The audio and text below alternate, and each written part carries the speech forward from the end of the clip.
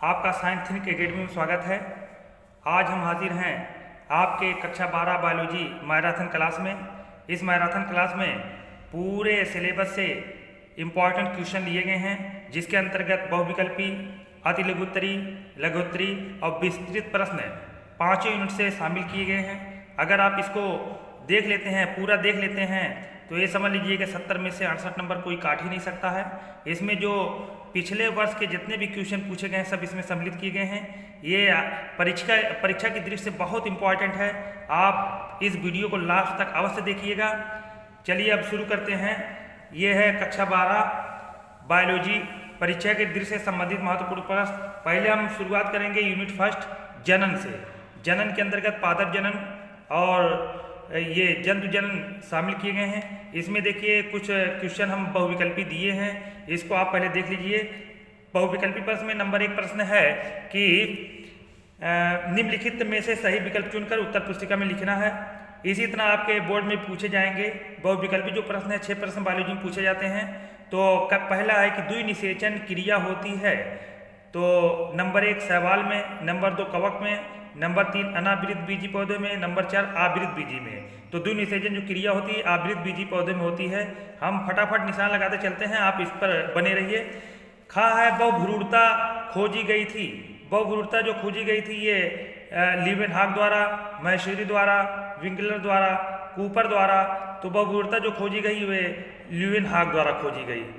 और तीसरा है गा टैपिटम परत का कार्य होता है परागकणों को नष्ट करना, अंतर स्थीलियम का निर्माण करना, परागकणों का निर्माण करना, परागकणों का पोषण करना। तो ये इंपॉर्टेंट सवाल है। टैपिटम परत बार बार पूछे जाते हैं। तो टैपिटम जो परत होते हैं ये परागकणों का पोषण करते हैं, इस वजह से ये चौथा ये सही हो जाएगा। अगला सवाल है भारतीय भ्रूण विज्ञान के जनक। सब इंपॉर्टेंट हैं, पूछे जाते हैं। पहला है जगदीश चंद्र बोस, डॉक्टर बीरबल साहनी, डॉक्टर हरगोविंद खुराना और पी महेश्वरी। तो भारतीय भ्रूण विज्ञान के जो जनक कहे जाते हैं पी महेश्वरी को कहे जाते हैं। चौथे पे निशान घ वाले निशान लगा देंगे। और अंगा स्त्री में अंतरोपण के समय भ्रूण किस अवस्था में होता है? मारुलावस्था, ब्लास्टुलावस्था, गैस्टुलावस्था और न्यूरुलावस्था। तो स्त्री में जो अंतरोपण के समय भ्रूण अवस्था होता है ब्लास्टुला अवस्था होता है। ये आपको सब थ्योरी में बताए गए हैं। तो ये दूसरा सही हो जाएगा। अगला है चाहे शुक्राणु को सीधे अंडाणु में प्रवेश करने की तकनीक कहलाती है। क्या तकनीक है? IUT, ICSI, ZIFT, AIT। तो ये जो इसका उत्तर होगा ICSI, इसका फुल फॉर्म आप लोग देख लीजिएगा, हम इसके पहले बता चुके हैं। अब आइए, ये कुछ अति लघुत्तरी प्रश्न हैं जो आपके एग्जाम में पूछे जाएंगे। ये हमने अति लघुत्तरी को इसी पर हल कर दिया है। आप इसको अवश्य लास्ट तक देखिए, आपका समझ लीजिए कि 80% आपका इसी तरह तैयार हो जाएगा।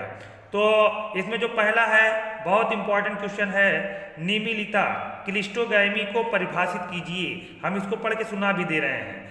कुछ द्विलिंगी पुष्प कभी नहीं खिलते, इन पुष्पों को निमिलिता कहते हैं। इनमें स्वपरागण होता है, जैसे मूंगफली, खट्टी बूटी, कनकहुआ।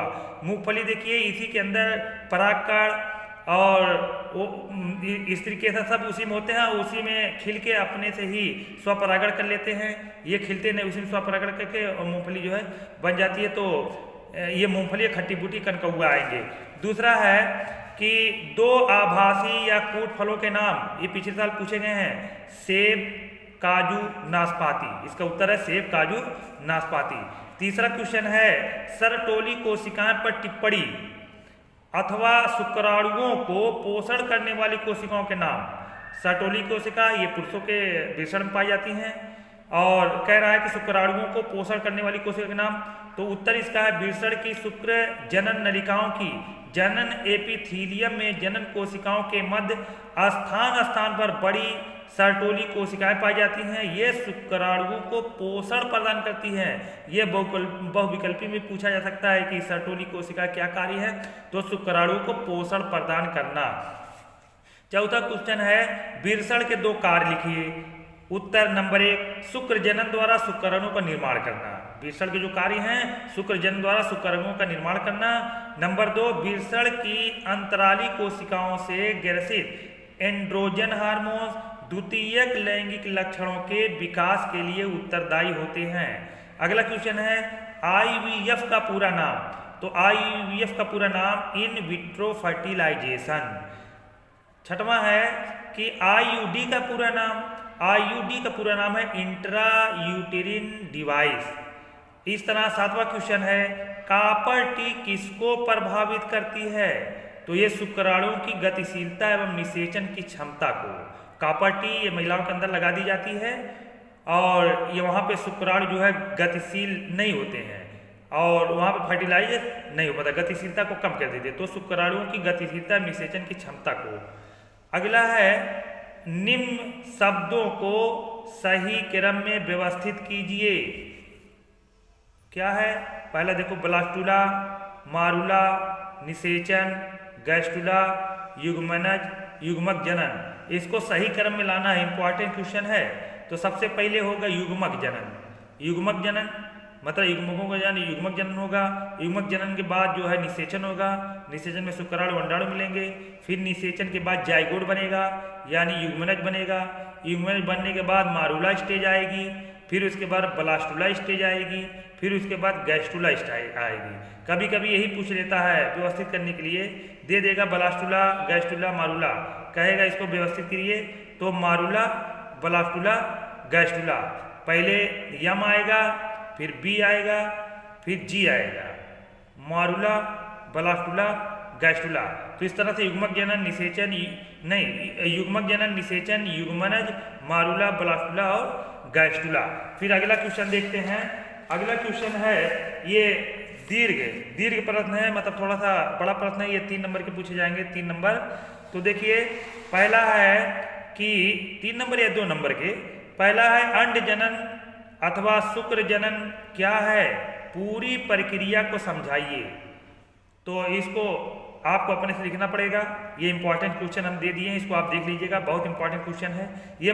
जान लीजिए कि अगर आप ये पूरा देख लेते हैं, वीडियो लगभग लंबी हो सकती है, अगर इसको पूरा देख लेते हैं तो आपको कोई दिक्कत है ही नहीं। इसी में से सब घुमा फिरा के पूछे जाएंगे। इतना है कि 70 में से 68 नंबर आपको मिल सकते हैं। तो दूसरा क्वेश्चन है कि मानव में मादा अथवा नर जनन तंत्र का नामांकित चित्र की सहायता से वर्णन कीजिए। ये चाहे मादा के पूछ ले या नर के जनन तंत्र पूछ ले, दोनों आप पढ़ के जाइएगा और नामांकन सही चित्र बनाइएगा, नामांकित कीजिए, इसको वर्णन कर दीजिएगा। अगला है इंपॉर्टेंट सवाल है मानव शुक्राणु का नामांकित चित्र। शुक्राणु का चित्र पूछ लेता है, शुक्राणु बना के उसका जो है चित्र लिख देंगे कि कहाँ हेड है, कहाँ टेल है, कहाँ सेफ्ट है और हेड के अंदर क्या होते हैं, क्रोमोसोम कहाँ है, यही सब आपको बना देना है। चौथा देखिए निम्नलिखित पर टिप्पणी। टिप्पणी देखिए बहुत पूछी जाती है, यहाँ पे टिप्पणी हम कुछ टिप्पणी लिख दिए हैं, इसमें से 2-3 तो जरूर पूछा जाएगा। पहला है आवर्त चक्र। आवर्त चक्र महिलाओं के अंदर होता है, देख लीजिएगा। अपरा प्लासेंटा, ये भ्रूणावस्था में ये अपरा। परखनली शिशु यानी टेस्ट ट्यूब बेबी, इसके बारे में बताए हैं, इसको देख लीजिएगा। आस्तन ग्रंथि, ग्रेफियन फॉलिकल का नामांकित चित्र। उल्ब वेदन, परिवार नियोजन, यौन संचारित रोग, इस सब पर टिप्पणी लिखना है। टिप्पणी मतलब 5-6 लाइन 7-7 लाइन की लिखनी रहेगी। ये 2-2 नंबर के पूछे जाएंगे, देख लीजिएगा। पांचवा है ये विस्तृत वाले हैं कि गुरु बीजाणु जनन एवं मादा युग्मोद्भिद मतलब भ्रूणकोश के विकास का सचित्र वर्णन करिए। चित्र बना के इसको वर्णन कर देना है। अगला इंपॉर्टेंट क्वेश्चन है कि द्विबीजपत्री पौधों में भ्रूण के विकास को चित्र के माध्यम से समझाइए। चित्र के माध्यम से इसको समझा देना है। सातवां है एक प्रारूपिक बीजांड की यलियस मतलब अनुदैर्घ्य काट नामांकित चित्र बनाना है। इंपॉर्टेंट सवाल है ये। बीजांड है उसकी यलियस मतलब अनुदैर्घ्य काट बना के उसका नामांकित कर देना है, आपको नंबर मिल जाएंगे। 2 नंबर में पूछे जाते हैं। 8वां है भ्रूण तथा भ्रूणकोश में अंतर, ये अक्सर पूछ लेते हैं। भ्रूणकोश एवं भ्रूणकोश में अंतर आप देख लीजिएगा। 9वां है निषेचन, द्विनिषेचन पर टिप्पणी लिखिए एवं त्रिसंलयन को प्रस्तुत कीजिए। तो द्विनिषेचन आवृत बीजी पौधों के अंदर होते हैं, द्विनिषेचन, फिर उसके बाद त्रिसंलयन उसी में है तब। इसको आपको लिखना रहेगा।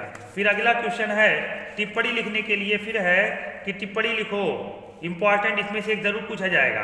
अनिषेक फलन, बहुगुरुड़ता, आसन जनन, वायु परागण, चारों में से एक तो कन्फर्म है पूछे जाएंगे। 10वां है, देखिए लांग में सवाल पूछे जाते हैं। जनसंख्या वृद्धि के क्या कारण है, इसे नियंत्रित करने के उपाय लिखिए। जनसंख्या वृद्धि के क्या कारण उल्लेख देना है, उसे नियंत्रित करने के लिए क्या क्या उपाय होने चाहिए, हेडिंग डाल डाल के सब लिख देना है। 11वां क्वेश्चन है कि जल परागित व कीट परागित पौधों के नाम लिखिए। हमने यहाँ लिख दिया है। 1 नंबर में सवाल पूछे जाते हैं। जल परागित हाइड्रिला वैलिसनेरिया, कीट परागित साल्विया। इंपॉर्टेंट सवाल देख लेना।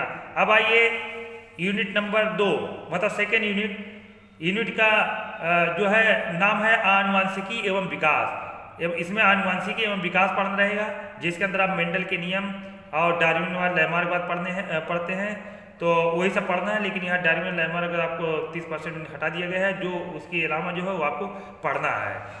ये समझ लीजिए कि ये बहुत इंपॉर्टेंट है, इसको आप पूरा देखिएगा, वीडियो को पूरा देखिए। और देखिए का सवाल है बहुविकल्पी में, वंशागत की इकाई है गुणसूत्र, जीन, जीनोटाइप, गाल्जी का। तो वंशागत की जो इकाई है जीन होती है। हम फटाफट निशान लगाते चल रहे हैं, टाइम ना वेस्ट करते हुए। खा है यक्ष सहलंग जीन पाई जाती है किसमें, तो वाई गुणसूत्र के विषमजात में, यक्ष गुणसूत्र के विषमजात भाग में, यक्ष वाई गुणसूत्र के समजात भाग में और संयुक्त गुणसूत्र में। तो देखिए इसमें जो उत्तर होगा सेकंड वाला होगा, यक्ष गुणसूत्र के विषमजात पर। अगला है इंपॉर्टेंट है, हर गोविंद खुराना जाने जाते हैं किसके लिए, प्रोटीन संश्लेषण के लिए, आरएनए संरचना की खोज के लिए, डीएनए संरचना की खोज के लिए, डीएनए लाइगेज एंजाइम की खोज के लिए। तो हर गोविंद खुराना जो जाने जाते हैं प्रोटीन संश्लेषण के लिए जाने जाते हैं। इंपॉर्टेंट याद रखिएगा। अगला क्वेश्चन घ वाला है कि आरएनए अणु में थायमीन का विस्थापन होता है ग्वानिन द्वारा, यूरोसिल द्वारा, साइटोसिन द्वारा, एडेनिन द्वारा।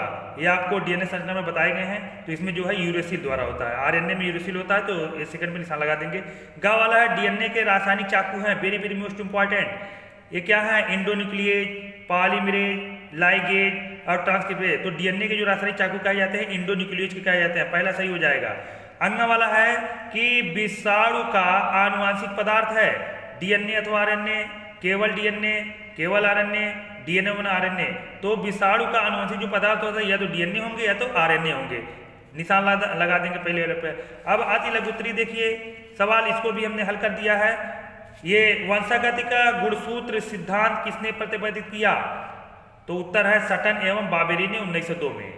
दूसरा क्वेश्चन है कि लिंग सहलग्न को परिभाषित कीजिए। मनुष्य में लिंग सहलग्न वंशागति के द्वारा उत्पन्न 2 व्याधियों के नाम लिखिए। उत्तर पढ़ दे रहे हैं। प्राणियों में कुछ आनुवांशिक लक्षणों की वंशागति लिंग से संबंधित होती है। इनका संबंध लिंग गुणसूत्रों से होने के कारण इन्हें लिंग सहलग्न लक्षण कहते हैं, जैसे मनुष्य में वर्धानता और हीमोफीलिया। तीसरा क्वेश्चन है अणु जैविकी का केंद्रीय सिद्धांत। इंपॉर्टेंट क्वेश्चन, डीएनए जीन पर उपस्थित आनुवांशिक सूचनाएं आरएनए द्वारा प्रोटीन के रूप में अभिव्यक्त होती है। सूचनाओं के इसी क्रम को अणु जैविकी का केंद्रीय सिद्धांत कहते हैं। जैसे डीएनए से आरएनए बन जाएगा, आरएनए से प्रोटीन बन जाएगी। एग्जाम में आपको इसी तरह लिखना है। अगला है कि प्रोटीन संश्लेषण के समापन कोडान तथा प्रारंभक कोडान से आप क्या समझते हैं। इंपॉर्टेंट सवाल है ये सवाल हर साल पूछे जाते हैं। तो देखिए यहाँ पे हमने लिख दिया है कि ज्ञात 64 आनुवांशिक कूट में से एक AUG प्रारंभक कोडान होता है। याद रखिएगा AUG प्रारंभक। प्रोटीन श्रृंखला का प्रारंभक AUG प्रारंभक कोडान से होता है और प्रोटीन श्रृंखला का समापन करने वाले कोडान UAA, UAG, UGA होते हैं। अतः इन्हें समापन कोडान कहते हैं। रट लीजिएगा ये क्या है, AUG प्रारंभक कोडान और ये तीन जो है समापन कोडान है। पांचवा क्वेश्चन कि जीन की क्रियाशीलता इकाई को कहा जाता है, सिस्ट्रान कहा जाता है। उत्तर क्या है, सिस्ट्रान। छठवां है मंगोलियाई जड़ता क्या है, इससे किसने खोजा। तो मंगोलियाई जड़ता क्या है भाई, देखिए ये 21वीं जोड़ी आलिंगी गुणसूत्र की त्रिगुणता के कारण डाउन सिंड्रोम प्रदर्शित होता है। इन व्यक्तियों का चेहरा मंगोलों के समान होता है, जीभ मोटी, आंखें तिरछी, मस्तिष्क अल्प विकसित तथा कद छोटा होता है। इनकी आयु सामान्यतः 12 से 14 वर्ष की होती है। इनकी खोज लैंगडन डाउन ने 1866 में की थी, इसीलिए इसी को मंगोलियाई जड़ता को डाउन सिंड्रोम भी कहते हैं। अब आइए अब लघु या दीर्घ क्वेश्चन, बड़े क्वेश्चन है जो 4 या 5 नंबर पूछे जाएंगे। सबसे इंपॉर्टेंट क्वेश्चन ये है कि मेंडल कौन थे, आनुवांशिकी क्या है, पृथक्करण अथवा स्वतंत्र अभ्युम की पुष्टि रेखा चित्र द्वारा कीजिए अथवा द्विसंकर क्रॉस को रेखा चित्र द्वारा स्पष्ट करना है। तो मेंडल का जो तीसरा नियम है वही है, आप उसको प्रैक्टिस कर लीजिएगा, जिसमें हरे पीले गोल झुर्रीदार बीज वाला है।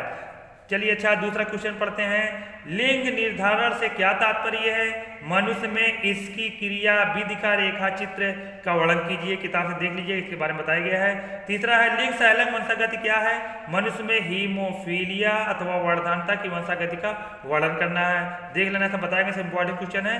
हमको हमारा यहाँ मकसद है इंपॉर्टेंट क्वेश्चन बताना, यहाँ क्लास लेना नहीं है। क्लास में हम आपको बता चुके हैं, हम यही बता दे रहे हैं कि ये आखिरी टाइम चल रहा है, इसमें जो इंपॉर्टेंट क्वेश्चन आप पढ़ लीजिए, और अगर पढ़ लेंगे तो 65 से 68 नंबर कोई आपका काट नहीं सकता 57 में से। तो देखिए चौथा क्वेश्चन है निम्नलिखित में अंतर, ये अंतर देखिए जरूर पूछा जाए, एक अंतर जरूर पूछा जाएगा, टेस्ट क्रॉस तथा बैक क्रॉस। दूसरा प्रभावी तथा प्रभावी लक्षण। तीसरा समयुग्मजी तथा विषमयुग्मजी। ठीक, अगला क्वेश्चन है कि ये भी क्या करना है, निम्नलिखित पर टिप्पणी लिखना है। निम्नलिखित पर टिप्पणी देखिए, इसमें से एक जरूर पूछा जाएगा। क्रॉसिंग ओवर, अपूर्ण प्रभाविता, सप्रभाविता, सहलंगता, बहुप्रभाविता, टर्नर सिंड्रोम है, क्लाइफेंटर सिंड्रोम, सिंड्रोम तक पूछे जाएंगे, पढ़ लीजिएगा। डाउन सिंड्रोम, ठीक, डाउन सिंड्रोम को ही मंगोलिया के नाम से अभी आपको बताया गया, इसको आप देख लीजिएगा। छठवां क्वेश्चन है न्यूक्लिक अम्ल क्या है, वाटसन तथा क्रिक द्वारा प्रतिपादित डीएनए अणु की द्विकुंडलीय संरचना तथा कार्यों का वर्णन कीजिए। डीएनए तथा आरएनए में अंतर लिखिए, इसको आप देख लीजिएगा। ये डीएनए की संरचना बनाना है वाटसन और क्रिक मॉडल द्वारा, जिसको हम द्विकुंडली मॉडल भी कहते हैं। संरचना बना के उसी के बारे में लिख देना है। डीएनए तथा आरएनए में अंतर भी लिख देना। डीएनए और आरएनए में अंतर हमने वीडियो में इसी चैनल में बताया है, जाकर वहां पे देख लीजिएगा। सातवां क्वेश्चन है कि आनुवांशिक कूट क्या है, इसकी 4 विशेषताओं का उल्लेख कीजिए। इंपॉर्टेंट सवाल है, पूछे गए हैं, ये कई बार पूछे गए हैं। जेनेटिक कोड और उसकी 4 विशेषता देख लीजिएगा। ये देखिए टिप्पणी पूछी जाती है, अनुलेखन तथा अनुवादन पर टिप्पणी लिखो। अनुलेखन क्या, अनुवादन क्या है, आपको बताएं, देख लीजिएगा। अगला है निम्नलिखित पर टिप्पणी लिखो। प्लाज्मिड, डीएनए फिंगरप्रिंटिंग, मानव जीनोम प्रोजेक्ट, आरएनए पॉलीमरेज, 4 गाफ का नियम। पिछले साल इसमें से 2 पूछे गए हैं, ये जीनोम प्रोजेक्ट भी पूछे गए हैं और फिंगरप्रिंटिंग पूछे गए हैं। आप देख लीजिएगा, इसमें से एक जरूर पूछा जाएगा। हमारा मकसद यहाँ इंपॉर्टेंट क्वेश्चन बताना है, हम पढ़ा चुके हैं इसको। 10वां है न्यूक्लियोसोम का नामांकित चित्र सहित स्पष्ट कर देना है। 11वां क्वेश्चन है टीआरएनए पर टिप्पणी लिखो एवं आरएनए के कार्य लिखो। टीआरएनए क्या होता है, जिसको ट्रांसफर आरएनए कहेंगे, उस पर टिप्पणी लिखना है और आरएनए के कार्य लिख देना है, इसको लिख लीजिएगा। अगला तीसरी यूनिट आ गई। तीसरी यूनिट जो है उस यूनिट का नाम है जीव विज्ञान और मानव कल्याण। जीव विज्ञान और मानव कल्याण, इसके अंदर बीमारियां पढ़ेंगे। सबसे पहले इसमें से जैसे पूछे जाते हैं 5 क्वेश्चन हमने बहुविकल्पी ले लिया है। आप इसको देखिए। पहला क्वेश्चन है कि पेनिसिलिन की खोज किसने की थी, तो पहला एमएस स्वामीनाथन ने, दूसरा रामदेव मिश्र ने, तीसरा एलेक्जेंडर फ्लेमिंग ने, चौथा हार्बर्ट बायर ने। तो पेनिसिलिन की जो खोज की थी वो एलेक्जेंडर फ्लेमिंग ने की थी, तो तीसरे में निशान लगा देंगे। अगला खा है डेंगू बुखार का वाहक है, इंपॉर्टेंट क्वेश्चन। डेंगू बुखार का वाहक है एडीज, एनोफिलीज, क्यूलेक्स, इनमें से कोई नहीं। तो डेंगू बुखार का जो वाहक है ये एडीज है, पहले निशान लगा देंगे एडीज। गा है दलहनी पौधों की जड़ों में पाया जाता है। दलहनी पौधे मतलब दाल, इनके पौधों में जो जड़ों में पाए जाते हैं वो एनाबीना, बैसिलस, राइजोबियम लेग्यूमिनेसम और इनमें से कोई नहीं। तो तो तीसरा जो ये तीसरा सही है राइजोबियम लिग्यूमिनोसेरम। ये मटर की जड़ों में पाए जाते हैं, गांठ जैसे, उसी के अंदर ये जीवाणु पनपते हैं। हाँ, अब आइए, घा है कि नॉन लिग्यूमिनस पौधों की जड़ ग्रंथियों में नाइट्रोजन स्थिरीकरण करने वाले जीवाणु हैं, ये नाइट्रोजन स्थिरीकरण भी कहते हैं। तो ये राइजोबियम, एजोटोबैक्टर, थायोबैसिलस, फ्रैंकिया, तो ये तो सब करते हैं, लेकिन फ्रैंकिया जो है नहीं करते हैं, तो इसका जो उत्तर होगा ये फ्रैंकिया होगा।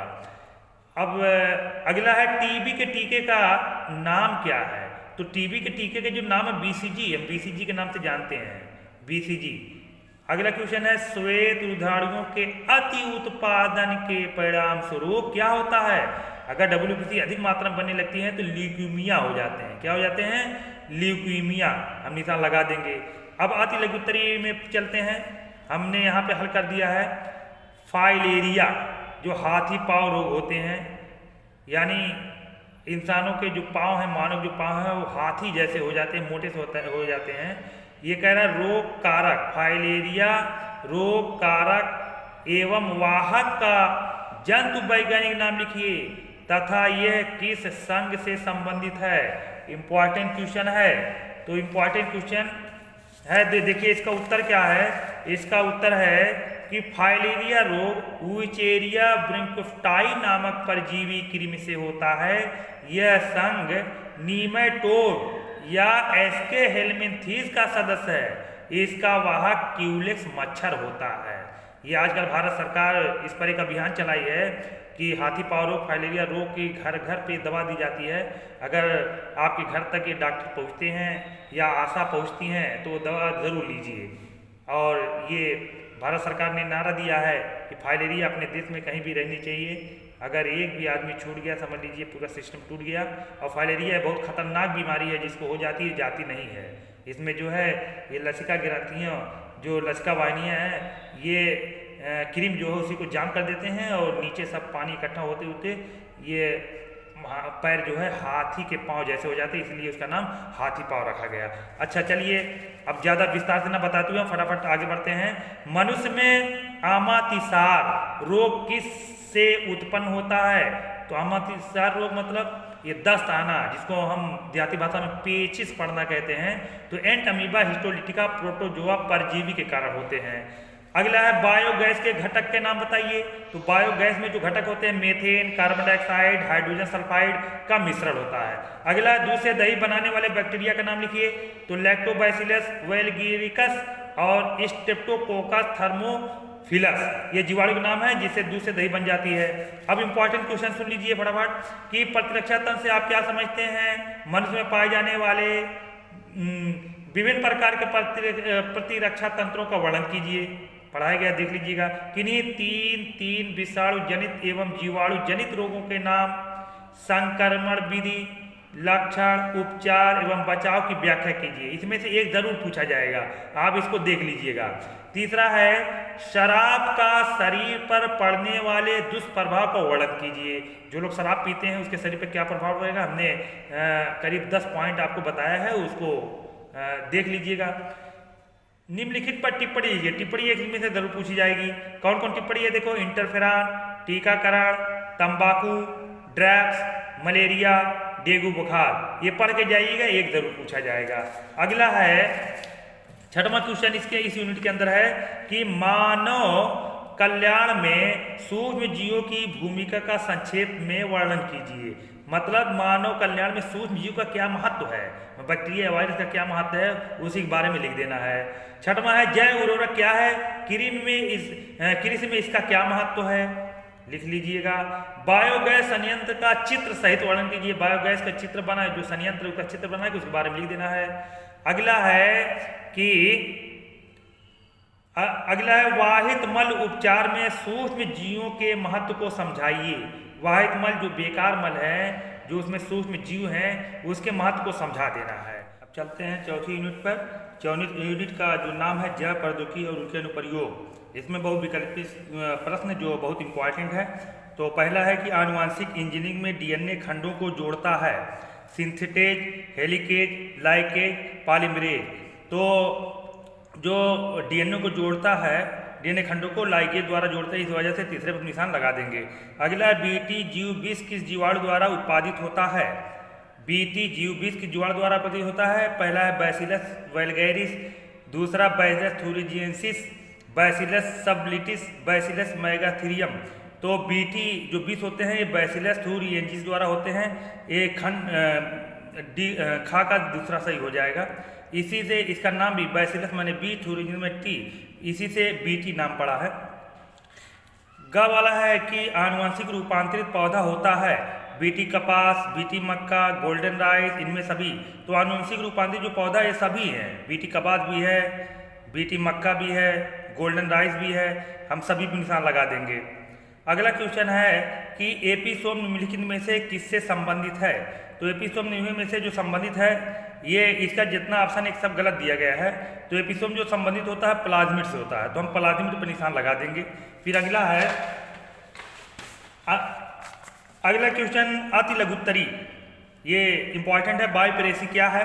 पिछले साल पूछे भी गए हैं। बहुराष्ट्रीय कंपनी तथा अन्य संगठन द्वारा किसी राष्ट्र या उससे संबंधित लोगों से देश के जैविक संसाधनों का बिना किसी व्यवस्थित अनुमोदन व क्षतिपूरक भुगतान के उपयोग करना बायोप्रेसी कहलाता है। दूसरा क्वेश्चन है पेटेंट या बायो पेटेंट से क्या आशय है? ये भी सवाल पूछे गए पिछले साल। किसी देश की सरकार द्वारा किसी जैविक वस्तु अथवा सेवा के खोजकर्ता को दिया जाने वाला वह अधिकार जो अन्य व्यक्तियों संस्थाओं को इस योजना के व्यावसायिक उपयोग से रोकता है, पेटेंट कहलाता है। अगला पारजीवी जीवाणु से क्या तात्पर्य है? ये भी इंपॉर्टेंट सवाल है। उत्तर इसका है कि ऐसा जीवाणु जिसके डीएनए में अपनी अभिव्यक्ति करने वाला एक अतिरिक्त जीन व्यवस्थित होता है, जो पारजीवी जीवाणु कहलाता है। जैसे पारजीवी ई कोलाई मतलब इस्टीरिया कोलाई जीवाणु की सहायता से मानव इंसुलिन तैयार की जाती है। ये रिकॉम्बिनेंट डीएनए के अंदर इसका इस्तेमाल होता है और इसी इस्टीरिया कोलाई के द्वारा रिकॉम्बिनेंट क्रिया द्वारा ये इंसुलिन तैयार की जाती है। अगला है लघु उत्तरीय प्रश्न, जो विस्तृत प्रश्न पूछे जाते हैं। ये देखिए बहुत इंपॉर्टेंट, ये हर साल लगभग पूछे जाते हैं। पुनर्योगज डीएनए मतलब रिकॉम्बिनेंट डीएनए प्रौद्योगिकी क्या है? मानव हित में इसकी उपयोगिता लिखिए। इसको जो है चित्र के साथ आपको बताएगा, इसको देख लीजिएगा। दूसरा है मानव इंसुलिन संश्लेषण पर टिप्पणी लिखिए। टिप्पणी लिखना है, ये भी इंपॉर्टेंट है। ये टिप्पणी लिखना तीसरा सवाल 4 है, 4 में से एक जरूर पूछा जाएगा। जीन चिकित्सा, जीन रूपांतरित जीव जिसको जीएमओ कहते हैं, हीमोलिन, बीटी फसलें। ये देखिए जीन रूपांतरित जीव ये पिछली बार पूछे गए हैं। बीटी फसल भी पूछा गया है। ये जो बीटी फसलें हैं, ये बीटी कपास भी पूछ सकता है, बीटी टमाटर, बीटी बैगन। अगर बीटी आ गया तो एक चीज़ आप याद कर लीजिए, एक फसल के बारे में वही थोड़ा सा चेंजिंग करके लिखना है और ये इम्पॉर्टेंट है, परीक्षा की दृष्टि से बहुत इंपॉर्टेंट है, ज़रूर पूछे जाएंगे। अगला क्वेश्चन है कि कृषि के क्षेत्र में जैव प्रौद्योगिकी की उपयोगिता लिखिए। थोड़ा सा लॉन्ग क्वेश्चन है, इसको विस्तार से आप हेडिंग डाल के लिख लीजिएगा। अब चलते हैं 5वीं यूनिट की तरफ। 5वीं यूनिट की तरफ ये पारिस्थितिक एवं पर्यावरण, इसमें से 2 लेसन निकाल देंगे। 2 लेसन आपको पढ़ना है। ये समझ लीजिए आपके लिए बहुत आसान कर दिया गया है। कोविड की वजह से ये 30% लेस कर दिया गया है। आपकी पढ़ाई पूरी हुई है, जुलाई से लेकर फरवरी तक की, ये फरवरी या जनवरी तक हुई है। ये समझ लीजिए आपके लिए एक अमृत, ये सुहाना अवसर है। 30% लेस करके 17% में आपको एग्जाम देना है। अगर आप मेहनत कर लेते हैं, आप समझ लीजिए बहुत अच्छा नंबर ला सकते हैं। तो 70 में से 65-68 नंबर कोई बहुत बड़ी चीज़ नहीं है। अगर आप मेहनत करते हैं आसानी से आ जाएगा। चलिए अब शुरू करते हैं। पहला इसमें लाइकेन में फंगस तंतु पोषण प्राप्त करते हैं। किससे प्राप्त करते हैं? वायु से, शैवाल से, मिट्टी के कार्बनिक पदार्थ से, इनमें से सभी। तो लाइकेन के जो फंगस तंतु पोषण प्राप्त करते हैं उसको शैवाल से प्राप्त करते हैं ना, शैवाल। तो हम इस पर सेकंड पे निशान लगा देंगे। अगला है निम्नलिखित में से कौन पादपों के साथ सहजीवी संबंध स्थापित करता है? सहजीवी संबंध तो देखो राइजोबियम है, माइकोराइजा है पहला तथा दूसरा नास्टाक। तो सहजीवी संबंध जो है राइजोबियम भी करते हैं, माइकोराइजा भी करते हैं। इस वजह से तीसरा निशान लगा देंगे, पहला और दूसरा। तीसरा इंपॉर्टेंट सवाल है। अगला है दुधवा राष्ट्रीय उद्यान स्थित है, बहुत इंपॉर्टेंट, जनरल नॉलेज बहुत पूछे जाते हैं। दुधवा राष्ट्रीय उद्यान क्या कहाँ पे है? हिमाचल प्रदेश में कि अरुणाचल प्रदेश में कि उत्तर प्रदेश में कि मध्य प्रदेश में? तो ये दुधवा राष्ट्रीय प्रकार ये उत्तर प्रदेश में है, निशान लगा देंगे उत्तर प्रदेश। अगला घड़ियाल पुनर्वास केंद्र कुकरेल स्थित है। तो कुकरेल कहाँ स्थित है? प्रयागराज में कि लखनऊ में कि वाराणसी में कि लखीमपुर में? तो जो कुकरेल स्थित है घड़ियाल पुनर्वास केंद्र, ये लखीमपुर खीरी में है, चौथे में निशान लगा देंगे। अब आइए अति लघु उत्तरीय प्रश्न जो बहुत इंपॉर्टेंट है, ये देखिए, ये हमने कुछ क्वेश्चन लिखे, इसका जवाब भी लिखे हैं। ये हर साल ये पूछे जाते हैं, एक साल अंतर के हर साल। जैसे 2 कीट भक्षी पादपों के नाम लिखिए, तो 2 कीट भक्षी पादपों के नाम देखो, वैसे तो 3-4 होते हैं, लेकिन 2 ये पूछा है तो आप लिख देंगे ड्रोसेरा नेफेंथीज, ड्रोसेरा नेफेंथीज। अब डिस्क्राइब करने का टाइम है नहीं, डिस्क्राइब हम कर देते। अब आइए दूसरा, की स्टोन प्रजातियाँ किसे कहते हैं? तो वे प्रजातियां जो समुदाय की अन्य जातियों के अस्तित्व को प्रभावित करती है, की स्टोन प्रजातियां कहलाती हैं। आप 1 नंबर में रहेगा, इतने लिखना रहेगा। अगला है निकेत या नीच, या पारिस्थितिक कर्मता को परिभाषित करो, पूछे जाते हैं ये भी। उत्तर है किसी पारिस्थितिक तंत्र में जीव की कार्यात्मक भूमिका उसकी पारिस्थितिक कर्मता कहलाती है, जो कि निम्न प्रकार की होती है। नंबर 1 आवास कर्मता, नंबर 2 पोषक कर्मता, नंबर 3 उच्च आयतन कर्मता। अब आइए अगला चौथा सवाल है, चौथा क्वेश्चन कि नागफनी के पौधों में पत्तियां कांटों में क्यों परिवर्तित हो जाती है? इंपॉर्टेंट है, ये अक्सर लोग पूछ लेते हैं, ये वाइवा होता है, वाइवा के अंदर एग्जाम में पूछते हैं। तो चलिए, आपको बोर्ड का एग्जाम देना उसमें पूछा जा सकता है। उत्तर है मरुद्भिद पादपों में पत्तियां वाष्पोत्सर्जन को कम करने के लिए कांटों में रूपांतरित हो जाती हैं। वाष्पोत्सर्जन कम करने के लिए कांटों में रूपांतरित, इसलिए वाष्पोत्सर्जन के अंदर ज़्यादा नहीं हो पा सकता, इसलिए ये शुष्क स्थानों पर उगते हैं। अगला है माइकोराइजा क्या है, इसकी उपयोगिता का वर्णन कीजिए। तो उत्तर है एक कवक व उच्च वर्ग के पौधों की जड़ों के मध्य बनने वाला सहजीवी संबंध माइकोराइजा कहलाता है। इसमें कवक पौधों को जल व खनिज के अवशोषण में सहायक होता है, जबकि पादप इन्हें माइकोराइजा सहोकारिता का उदाहरण है। अगला है लघु दीर्घ प्रश्न। अब देखिए, इसमें ज़्यादातर टिप्पणी पूछी जाती है। जितनी हम यहाँ पे टिप्पणी लिखे हैं ये परीक्षा के दृष्टि से बहुत इंपॉर्टेंट है। तो निम्नलिखित पर टिप्पणी लिखिए। सहभोजिता, परजीविता, प्रतिस्पर्धा या अंतर्राज्यीय स्पर्धा। 2 स्पर्धा होते हैं, अंतरा और अंतर। तो प्रतिस्पर्धा बारे में पढ़ लेना, इसको हम कंपटीशन कहेंगे। सहजीविता, सहोकारिता, कीस्टोन, परभक्षण, ये इतने दिए गए हैं, इसमें से 2 टिप्पणी अवश्य पूछी जाएगी।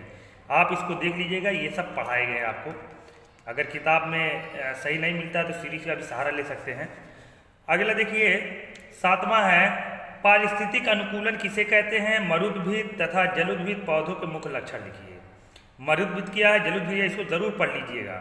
इसका मुख्य लक्षण लिखना, पारिस्थितिक अनुकूलन क्या है, इसको आप बना के भी लिख सकते हैं। थोड़ा सा 1 बार 2 बार देख लेंगे, अपने से बना के लिख देंगे। अगला है, ये इंपॉर्टेंट सवाल है कि जैव विविधता से आप क्या समझते हैं? जैव विविधता की क्षति के क्या कारण हैं? जैव विविधता संरक्षण की 2 विधियों को समझाइए। आपको इसको विस्तार से लिखना होगा। 9वां क्वेश्चन है संकटग्रस्त जातियां किसे कहते हैं? किन्हीं 2 संकटग्रस्त जातियों को उदाहरण देना है। संकटग्रस्त जातियां क्या है?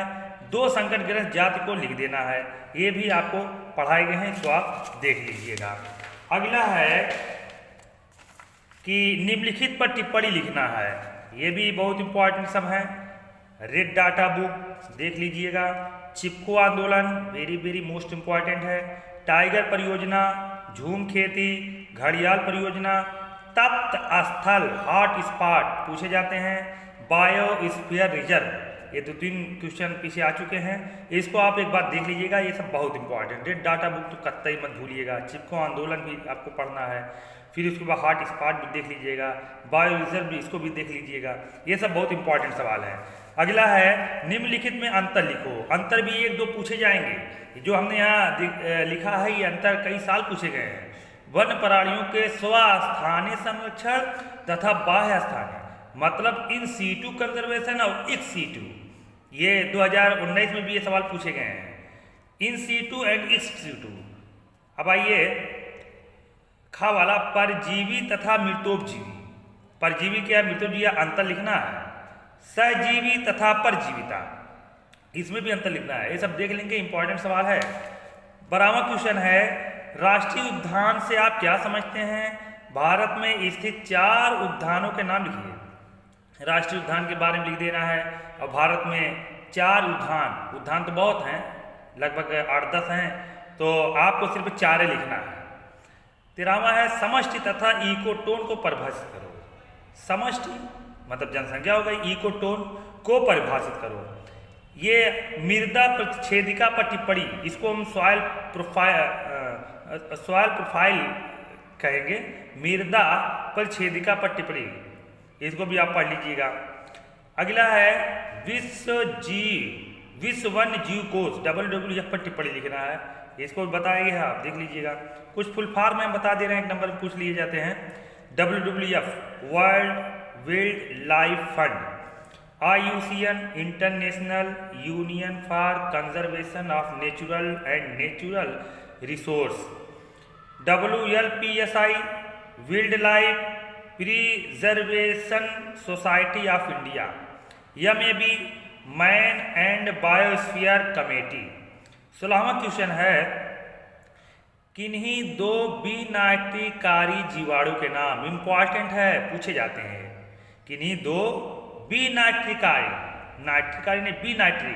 तो देखिए बैसिलस डीनाइट्रिफिकेंस, दूसरा है सीडोमोनास डीनाइट्रिफिकेंस। इस तरह से ये जितने भी इंपॉर्टेंट सवाल थे बायोलॉजी के सब पूरे हुए। आप इसको एक बार ना समझ में आए तो कई बार, मतलब 2-3 बार इसको आप पढ़ लीजिएगा। और 1 नंबर बहुविकल्पी और 1 नंबर आपको यहाँ बता दिए गए हैं, इसको भी देख लीजिएगा, इससे तैयार हो जाएगा। जो लॉन्ग क्वेश्चन, शॉर्ट क्वेश्चन जो बताए हैं उसको आप किताब या नोट्स बनी होगी उससे, अगर नोट्स नहीं है तो कोई भी सीरीज लीजिएगा, उससे निशान लगा के ज़रूर पढ़ लेंगे।